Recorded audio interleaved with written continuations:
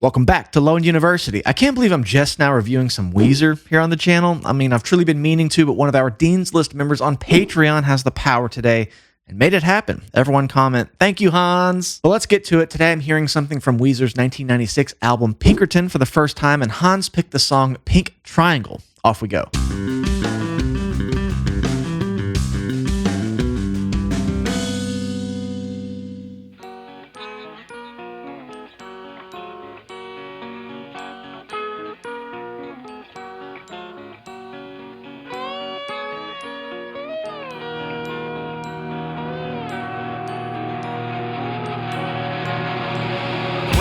Stable long enough, I stop to look around for love. See a sweet and floral print. My mind begins the arrangements. I feel like we're kind of at the end of an epic song, but this is the beginning of the song. It just kind of has that.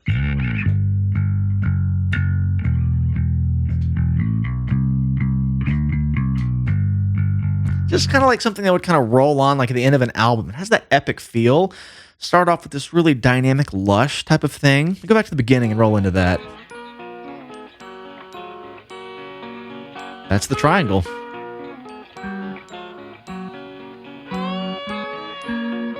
Ooh, this is a little out of 440, I think.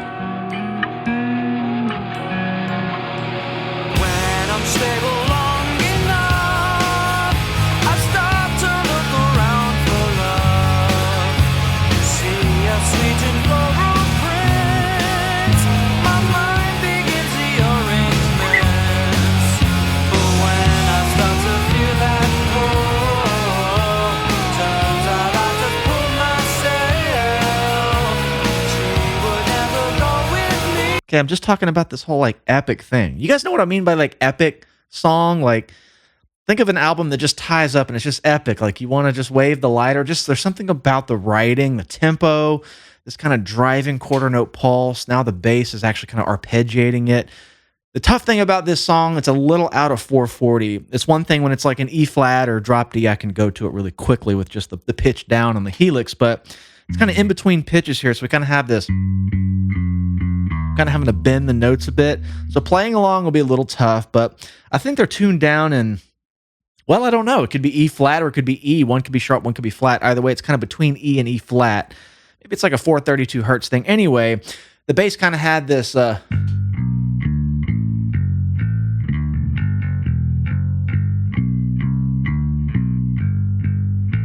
of just walking, arpeggiating, linking it together right at this part I'm paused on.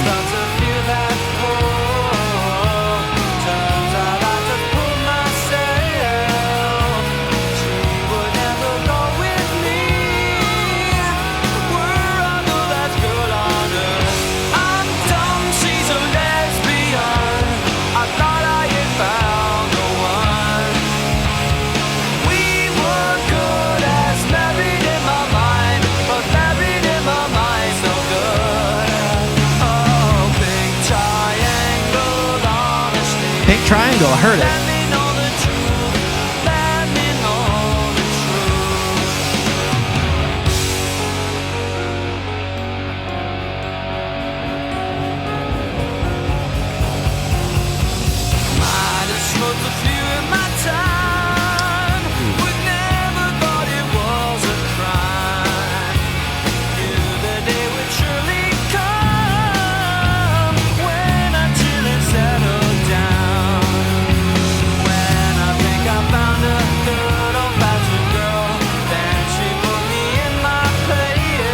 Yeah, just the arpeggiating really drives that whole thing home. This sounds like the Weezer I'm familiar with.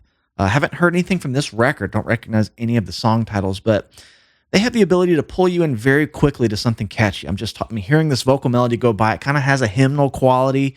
I'm not going to rewind to this part that kind of had that nice 5-to-1 vocal melody thing, but I think it will come back, and there's plenty of those types of things to talk about in all of their songs I've heard. Catchy band, again, I just think I heard them at the wrong time. I was going down the Metallica Megadeth Trivium lane, and like anything that wasn't chugging and technical, I just wasn't really into. So, getting into bands, timing is everything, right? Loving what I'm hearing so far. This is very rich songwriting. smoked a few in my time, but never thought it was a crime. Knew the day would surely come. Yeah, like all the melodies here, there's so much range. I talk a lot about vocal melodies being one or two or three notes, the simplicity, the groove, the earworm, hookiness of maybe a rhythmic phrase, but this is kind of a different approach. This is using a lot of range and a lot of notes. It's almost like playing a melody on piano or something. Like it can just traverse this range a lot. I'm talking about this melody I'm paused on.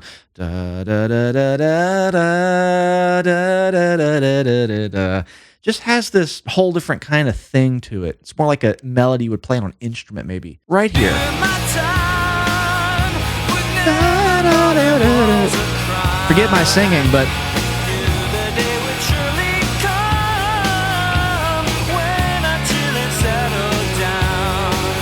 cool.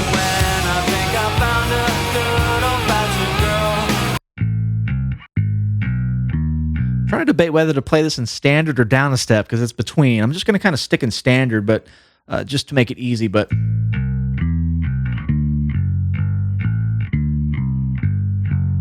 I just love that A-B bass part. Driving the root notes and then arpeggiating it, just differentiating it. Something about arpeggiating on the beat is so energetic as far as the bass performance goes, really pushing that part forward. That's why it's epic. And quickly, this little like tinny guitar lead kind of matching the vocals and at times doing its own little thing subtly is like really cool texture to put under the vocal melody. Like slide guitar maybe?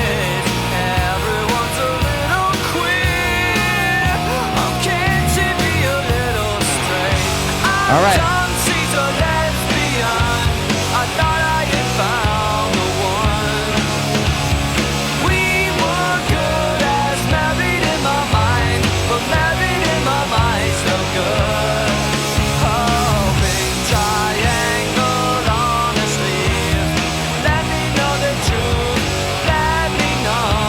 Okay, I keep hearing the pink triangle, the song title. Not getting all the other lyrics, but this is a subtle shift in energy here too. You kind of hear the kick drum, dun dun da, dun dun dun. It's not so just on the quarter note pull, so very gradual, subtle change in energy here. And this type of production, the kick drum isn't very loud, so you won't just notice it all of a sudden when the pattern changes. But I'm just kind of noticing that a little bit here. If I compare it back to where we were, say here. Doom bop, you know, very straight. If you go to where we were, dun dun dun dun dun dun dun dun dun dun. So for a song like this and a band like this, those tiny shifts in energy are everything. That's the hymnal part of the vocal melody I'm talking about. When I say the term like hymnal, there's just something about that 5-to-1 in the progression. And the way the melody just kind of wraps back up on the tonic there, right here.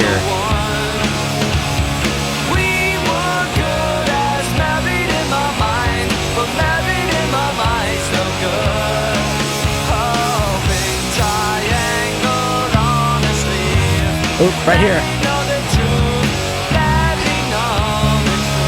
That right there. That's the part I'm talking about. Just that whole melody, the way it wraps up here. All right.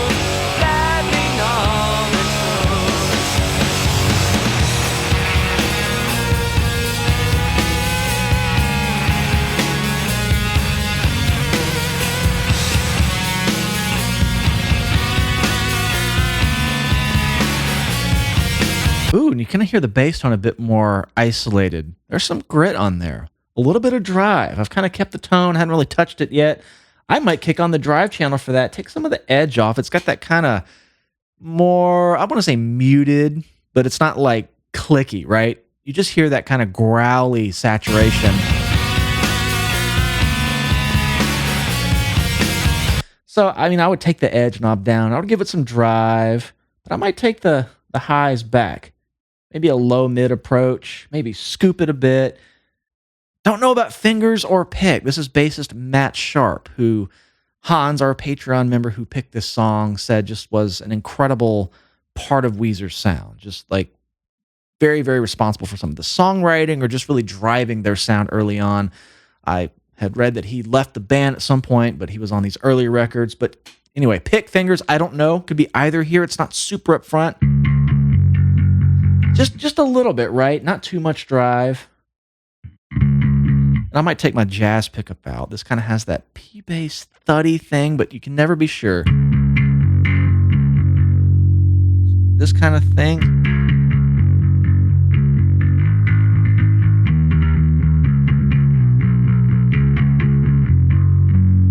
Just somewhere in the ballpark. And this guitar solo section I find to just be interesting. It's like a guitar solo, but it's not meant to be like your typical lead thing. It's almost more like an introduction of a new texture via the typical device of guitar solo. So very expressive.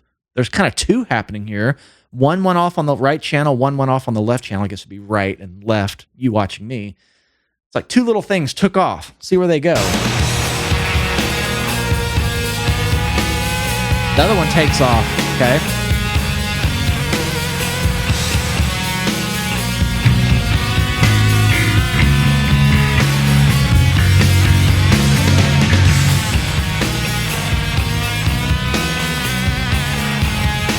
Okay, bass is matching the kick pattern there. Going back to this thing I talked about already where the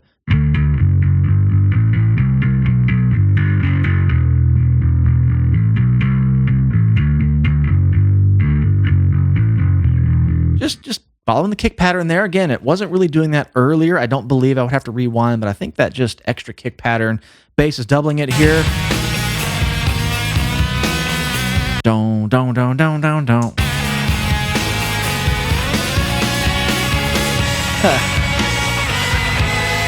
that's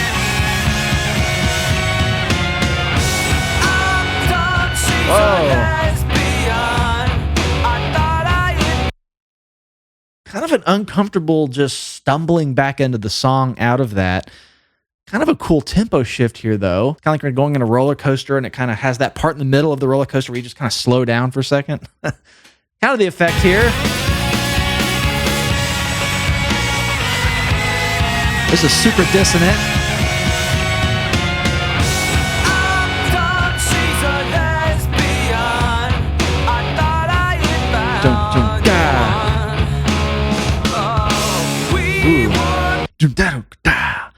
I think they're playing more with the shuffle feel here. There might have been a meter change here because I feel this.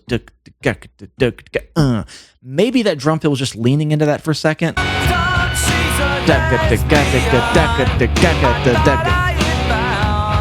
Is it? I don't know. They're kind of riding that fine line of, is it swung? Is it eighth notes, or is it a hemiola in the composition, the drums with everything else? But here it feels straight.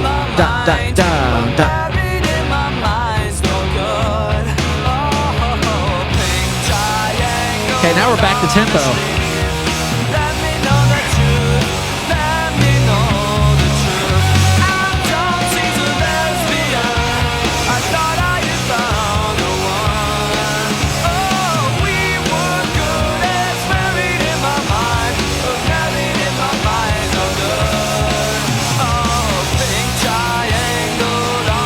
That's a really catchy melody.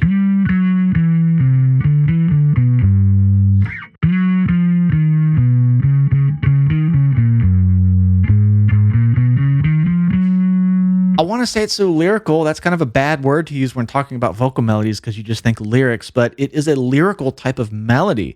It's not your typical...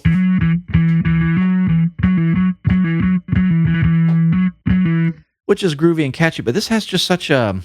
like you would hear a violin play it. You know what I mean by that. So I think that's just aiding in the hymnal quality of it. Maybe with the chord progressions under it. It just has this very nice...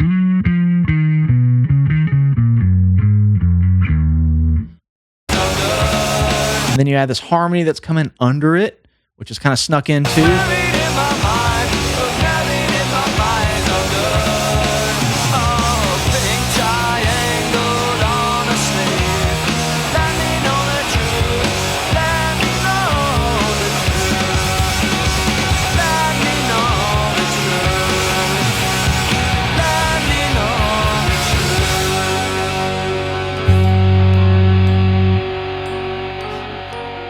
I think after this video, I can confidently say I've only heard 6 to 8 songs by this band.